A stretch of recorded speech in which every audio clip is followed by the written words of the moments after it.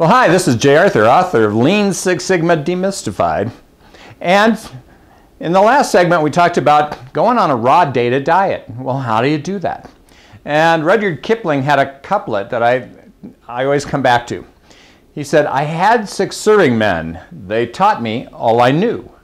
Their names are what and where and when, and how and why and who." And if you think about it, if we're going to start to make improvements, we have to figure out where our defects, mistakes, and errors are. So we have to know, when did it happen? Does that make sense? And so it doesn't matter if you work in standard 8-hour shifts. It might be nice to know if it's morning, noon, or night, right? Or if it's Monday, Tuesday, Wednesday, Thursday, Friday, Saturday, when we most have the most defects. Or maybe you work in a hospital which has a 24/7 variety. Does it happen on the morning shift or the evening shift? Or maybe you have a plant that works 3 shifts. Well, we need to know what shift has the most defects, mistakes, and errors. So I need to know the when. I need to know the day and the time the event occurred. And then we want to know where it happened. Where did this mistake or error happen? You know, did it happen in one nursing unit or another? In manufacturing, did it happen at one machine or another? Did it happen at one location in the plant or the other? I worked with E470 here in Denver, and you know, on their 40-some-odd mile thing, there was a couple of places where accidents clustered. Everything else was pretty good. And so how do we start to figure out how to solve for what's causing more accidents in that one location? These are things that can be done, right? So we know the when and the where. Then we want to know what happened, right? What type of defect, mistake, or error occurred? You know, for a hospital, it might be a patient fall or a bed sore or whatever.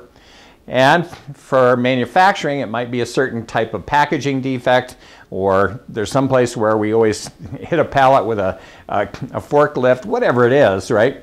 What happened? And out of that, we can start to figure out what's going on. One nursing unit found that, you know, most of their patient falls were in the ortho ward with patients between the ages of 20 and 40.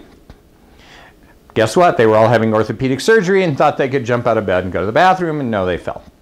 All right, so these are the kinds of things that, that we can see if we know when did it happen, where did it happen, what happened. And we want to know who was involved. Who were the customers? Who were the suppliers? How did it impact things, right? Is one demographic more picky than another demographic, right? Males or females, age ranges, all that stuff.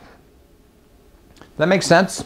So now we know when did it happen, where did it happen, what happened, who it happened to.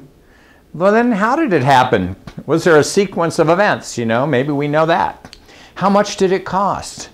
You know, some defects cost more than other defects to find and fix. And then, if possible, we'd like to know the why. Is there some root cause analysis that happened in that moment that we could collect?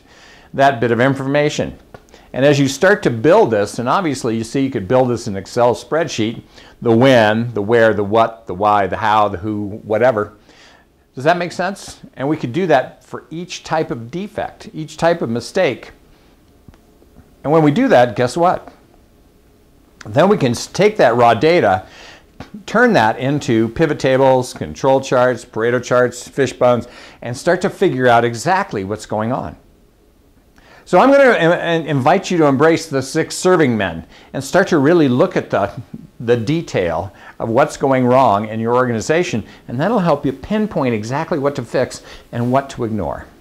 Have fun with the 6 serving men, and I'll see you on the next video.